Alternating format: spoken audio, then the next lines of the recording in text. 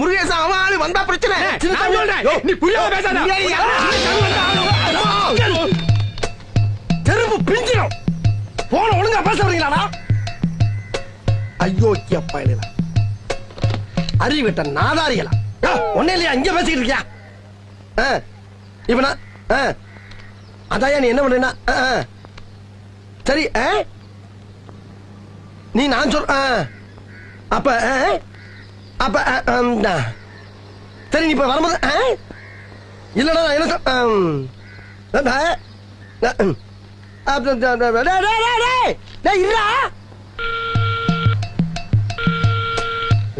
போன்ல கொஞ்சம் கண்டிச்சுக்கலாம்ல.